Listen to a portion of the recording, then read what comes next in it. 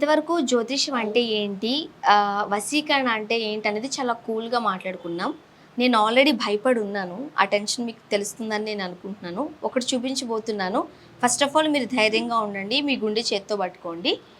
ఆ తర్వాత మీరు భయపడేదంటే దానికి నేనైతే సంబంధం కాదు. ఎందుకంటే నేను ఆల్రెడీ చాలా భయపడి ఒక హాఫ్ అన్ అవర్ టైం తీసుకొని కొంచెం వాటర్ తాగి తప్పదు చేయాల్సిందే అని మా కెమెరామెన్ పట్టుబట్టడం వల్ల మాత్రమే ఇది చేస్తున్నాను. నాకైతే అంత ధైర్యం నిజంగానే లేదు. ముందే మీకు క్లూ కూడా ఇస్తాను. మనం వశీకరణ చేసేటప్పుడు కొన్ని పూజలు కావచ్చు, కొన్ని బొమ్మలు కావచ్చు, మనం శ్మశాన వాటికల్లో చూస్తూ ఉంటాం. నాకు తెలిసి బయట చేయడం అయితే నేనైతే ఎప్పటి వరకు చూడలేదు. బట్ ఇప్పుడు మీరు చూడబోయే దృశ్యం అయితే అదే. అందుకే చెప్తున్నాను, కాస్త ధైర్యం పట్టుకునే, గుండె చేత్తో పట్టుకునే ఇప్పుడు ఇక్కడ చూపించేది మీరు చూడండి. అది డిస్క్లైమర్ కూడా వేస్తాం మేము. చూడండి ఒకసారి, కూల్గా కామ్గా చూడండి.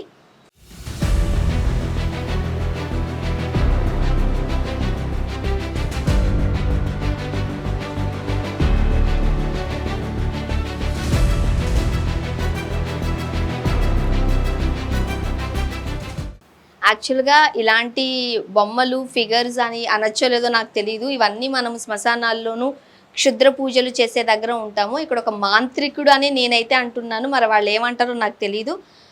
కూర్చుని కూడా ఉన్నారు, మాట్లాడదాము. మిమ్మల్ని మేము మాంత్రికుడు అని అనొచ్చా అండి? మాంత్రికులేనా మీరు? ఎందుకంటే ఏమంటారు దాన్ని, కమండలం అంటారా? ఇవన్నీ మేము చూసాము. ఫస్ట్ ఆఫ్ ఆల్ ఇవన్నీ కూడా క్షుద్ర పూజలకు ఉపయోగించే బొమ్మలాగా, ఫిగర్ లాగా ఉందండి. ఆ కళ్ళు చూస్తేనే గుండెలో దడొస్తుంది నాకు. గుడ్లావి? ఇవి గుడ్లండి. గుడ్లే? వాడిన గుడ్లా, వాడని గుడ్లా? వాడని గుడ్లే. వాడిని కాదు, వాడని. రోజు మార్చేస్తారా అవి? ఇది వచ్చేసి పూజకి మారుస్తుంటాం. పాడవు. పూజకి అనేది చాలా మంది వస్తుంటారు మా దగ్గరికి. అమ్మవారి పూజ అనేది కాళికా శక్తి అంటారు. ఏమని కాళికా శక్తి పూజలు అనేది చేసేటప్పుడు అన్ని సార్లు అనేది మేము శ్మశానానికి వెళ్ళలేము కదా.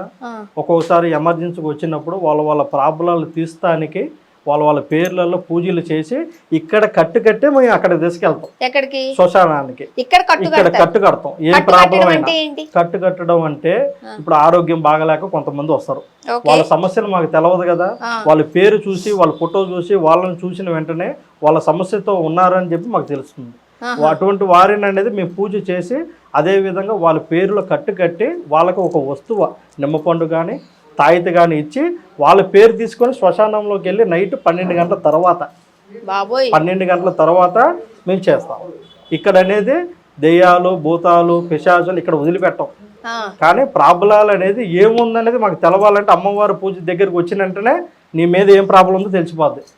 అది నీకు కూడా తెలియదు నీ మీద ఉందని, అది మాకు తెలుస్తుంది. అర్థమవుతుందమ్మా? అదేవిధంగా అనేది వాళ్ళ పేర్లు ఎలా ఉంది, వాళ్ళ ఇంట్లో ఎలా ఉంది, కుటుంబంలో ఎలా ఉంది, అట్లాగనే ఆర్థికంగా బాధపడుతున్నారా, సమస్యలతో బాధపడుతున్నారా, వ్యవసాయంలో ఏదైనా ప్రాబ్లాలు ఉన్నాయా, అట్లాగనే అష్టదిగ్బంధనలు ఎలా చేయాలి, వాళ్ళ పేర్లలో ఒక స్త్రీ కావాలి, ఒక పురుషుడు కావాలి, వాళ్ళ వశీకరణ చేయాలంటే అన్ని పూజలు ఇక్కడ చెయ్యం. వాళ్ళ పేర్లు అనేదే ఇది ఆఫీసు మాత్రమే. వాళ్ళ పేర్లు చూసి వాళ్ళ పేర్లు చేసి, అదేవిధంగా వాళ్ళ పేర్లు కట్టడానికే ఇక్కడ మొత్తం పూజలన్నీ అక్కడే అమావాస్య అంటే శ్మశానంలో చేయాలి 12 తర్వాత. ఇప్పుడు ఇదంతా ఏంటి, క్షుద్ర పూజలు చేస్తున్నట్ట? ఇది శుద్ర పూజలు చేసినట్లు కాదు. అమ్మవారు అనేది మా కొయ్యి రాజులు, అమ్మవారు అనేది ఇంత ముందు మాకు ఏం లేదు కదా. మాకు పెద్ద పెద్ద టీవీలు, బొమ్మలు, పెయింటింగ్లు ఉండవు. ఈ అమ్మవారిని ఇట్లా కొలుసుకొని మేము దేవుళ్ళక పెట్టుకునేది. అప్పుడు విగ్రహాలు ఏం ఉండవు మాకు. ఇప్పుడు ఇందులో బియ్యం వేశారు, పసుపు వేశారు, కుంకుమ వేశారు అని నేను అనుకుంటున్నాను. అవును, అంతేనా? అంతే. ఓకే. అంతేగాని దాంతో పాటు కొన్ని ఉంటాయి, శక్తులు అంటారు కదా, కొన్ని మంత్రాలు, కొన్ని శక్తులు, కొన్ని నిబంధనలు, కొన్ని విషయాలన్నీ దీంట్లో చేస్తాం. ఇది కుండ అంటారు కదమ్మా, ఇది కుండ కాదు. ఇది ఇప్పుడు మన అష్టదిగ్బంధన అంటారు కదా, ఇది కుండ కాదు. అష్టదిగ్బంధన అంటే మన ఇంట్లో సమస్యలు ఉన్నా, అట్లాగనే మన పొలాల్లో ప్రాబ్లాలు ఉన్నా, మన ఒంటి మీద ఎలాంటి ప్రాబ్లాలు ఉన్నా, ఇది అమ్మవారు పూజ చేసి ఆ మంత్రాలు అనేది దీంట్లో పంపించి, అది ఇంటి దగ్గర, ఇంటి ముందు, ఇంటి గేటు దగ్గరికి కానీ గుంతతోమి ఇంటి ముందు పెట్టాలి, లేదా పొలంలో పెట్టాలి. లేదా ఒక వ్యక్తి మనకు కావాలి, వాళ్ళ ఆరోగ్యంగా అనేది ఉండాలి, అట్లాగనే ఒక అమ్మాయి నాకు కావాలి, వాళ్ళ పెళ్లి అనేది కావట్లేదు అన్నప్పుడు వశీకరణ వశీకరణ చేసి కూడా ఇటువంటి ముంతలు అనేదే మేము ఇస్తాం. ఇప్పుడు ఇలాంటి ప్రదేశాలకి ఒకవేళ దెయ్యం పట్టిన వాళ్ళు అయితే ఇలా ఫ్రీగా రాలేరు అంటారు, నిజమేనా? మేము అక్కడ చూసినట్టే తెలిసిపోతుంది మాకు.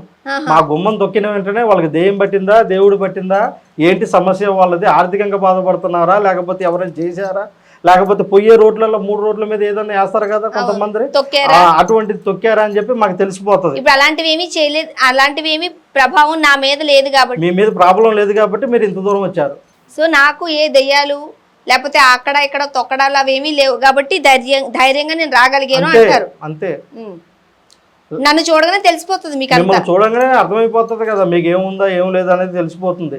ఇప్పుడు డాక్టర్ అనేది చేయబట్టుకున్న వెంటనే నీ మీద ఉన్న వ్యాధి తెలియదు, స్కానింగ్ వేస్తేనే తెలుస్తుంది ఆయనకైనా. అట్లాగనే మాకనేది మీ ముఖం చూసిన వెంటనే తెలిసిపోతుంది మీ మీద ప్రాబ్లం ఉందా లేదా, మీకు ఏ సమస్యతో బాధపడుతున్నారో, ఆర్థికంగా బాధపడుతున్నారా, లేకపోతే ఏదైనా చేసిందా, శుద్ర శక్తులు ఉన్నాయా అని చెప్పేసి మాకు ఓపెన్ గా వచ్చినప్పుడే తెలిసిపోతుంది. నాకైతే ఇలాంటి సమస్యలు లేదు, దేవుడు అనుగ్రహం ఉంది నీ మీద, దేవుడు అనుగ్రహం ఉంది కాబట్టి నువ్వు మంచిగా ప్రశాంతంగా ఉన్నావు, పెద్ద స్థాయికి వెళ్తావు అని చెప్పి గురువు గారు చెప్పారు. ఆ విధంగా పెద్ద స్థాయికి వెళ్తావు, కానీ కొన్ని ఇబ్బందులతో ఉన్నావు అంతే. ఇబ్బందులు అంటే చెప్తున్నా ఆర్థికంగా చేసే పనుల్లోనూ ముందుకు పోకోకుండా అన్నిట్లోనూ కొంచెం ఇబ్బందులలో ఉంటుంది. అందువల్ల ఏం ప్రాబ్లం లేదు. అంటున్నారు మళ్ళీ ఏం ప్రాబ్లం లేదు. ప్రాబ్లం అంటే పెద్ద ప్రాబ్లం కాదు, చిన్న ప్రాబ్లమే కాదు. ఆర్థికంగా ఇబ్బంది పడుతున్నాం అంటే కష్టమే కాదు. ఇప్పుడు కష్టం అంటే కొన్ని సమస్యలు తీసేసుకోవాలి, కొన్ని సమస్యలు ఉంచుకుంటూనే ఉండాలి. కొన్ని సమస్యలు తీసేసుకునేటట్టు నీకు ఎమర్జెన్సీకి పనులు అవుతాయి. అంటే ఎప్పటికీ ఇలా ఆర్థికంగా ఇబ్బందులు పడాలా? ఎప్పటికి పడకూడదంటే మా అమ్మవారు అనేది మీ పూజలు చేసి మంత్రాలు చేసి ఒక తాయితీ ఇస్తాం. మీరు బాగుండేటట్టుగా, మీరు మంచి స్థాయికి వెళ్ళేటట్టుగా, తొందరగా ఎమర్జెన్సీగా మీరు బాగుండేటట్టుగా, మీరు ఏమనుకున్నా కూడా డబ్బు మిలిగేటట్టుగా చేస్తాం. అట్లాగనే చాలా మందిని మా దగ్గరకు వచ్చిన వాళ్ళు కూడా వాళ్ళ సమస్యలు ఏమిటంటే చూసుకొని మంచిగా తాయితలు, యంత్రాలు, మంత్రాలు చేసి వాళ్ళకి కట్టి వాళ్ళకి ఇస్తాం. వాళ్ళు చాలా మంది బాగుపడతారు. పలానా రోజు రావాలి అనే నియమ నిబంధన ఏమైనా ఉందా? అది ఏమి లేదు. మనం అనుకున్న రోజు మనం రావచ్చు. వచ్చే ముందు మాకు ఫోన్ చేసి మేము ఉన్న ఒక టైం చెప్తాం, ఆ టైంలో ఆ టైం కూడా చెప్తారు. టైం కూడా చెప్తాం. ఎందుకంటే 4-5 ఉన్నప్పుడు మీరు వస్తే కరెక్ట్ కాదుగా. కొంతమంది చూసుకొని మళ్ళీ తెలిసిన వాళ్ళు ఉంటారు, సంబంధించిన వాళ్ళు ఉంటారు, అట్లని చెప్పి వాళ్ళకి ప్రవేశకంగా వాళ్ళకి నచ్చిన టైంలో ఇస్తుంటాం. సో మీకు కాల్ చేసినట్లయితే కింద స్క్రోల్ నెంబర్కి కాల్ చేసినట్లయితే గురుగారు మీకు టైం చెప్తారు. ఆ టైంలో వచ్చి మీరు కలిసినట్లయితే మీ సమస్యకు తగ్గ పరిష్కారం అయితే చూపిస్తూ ఉంటారు. అండ్ ఇదంతా కూడా ఇక్కడ కడతారంట అంతే. మిగతా కార్యక్రమాలు, పూజా కార్యక్రమాలన్నీ శ్మశానంలోనే చేస్తారు. వాళ్ళు కూడా శ్మశానానికి రావాలా? మీరు వెళ్తే శ్మశానానికి వెళ్ళాల్సిన అవసరం లేదు. మీకు సమస్య ఉన్నప్పుడు ఇక్కడే తెలిసిపోతుంది కదా. ఆ సమస్య అనేది మీ కంటి ముందు చూపిస్తాం. మీ ప్రాబ్లం ఏముందో మీకు తెలుస్తుంది, మాకు తెలుస్తుంది. అర్థమవుతుందా? మేము చెప్పినంత మాత్రాన నీకు ఏం ప్రాబ్లం లేదు కదా. ప్రాబ్లం ఉందంటే నువ్వు చేయించుకోవు కదా. ప్రాబ్లం ఉందా లేదా మీరు చెప్పకముందు చెప్పేస్తారు. అవును, సమస్య. థ్యాంక్ యూ సో మచ్ అండి.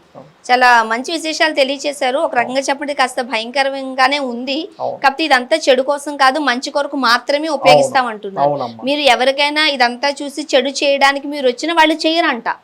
మీరు ఎందువల్ల వచ్చారు, అసలు మీ ఉద్దేశం ఏంటో వాళ్ళకి క్లియర్ కట్గా తెలిసిపోతుంది. కాబట్టి చెడు గురించి దీన్ని ఉపయోగించుకోవద్దు. మీ జీవితాలలో మంచి జరగడానికి, మీ వల్ల మరికొంతమందికి మంచి జరగడానికి, లేకపోతే అభివృద్ధి చెందడానికి మాత్రమే ఈ పూజలు చేస్తారంటే అది మీరు ఖచ్చితంగా గుర్తుపెట్టుకోవాల్సిన విషయము. పూజలు చేయడానికే ఉపయోగపడుతుంది. ఓన్లీ పూజలు చేయడానికే. ఏ మనిషి మీద చెడు ప్రభావాన్ని కలిగించే విధంగా కానీ, వశీకరణ చేయడం కానీ, చెడు అనేది ఏది కూడా వీళ్ళు ప్రోత్సహించడం లేదు. ఓన్లీ మంచి కొరకు మాత్రమే వీళ్ళు పూజలు పునస్కారాలు చేస్తున్నారు. Thank you so much.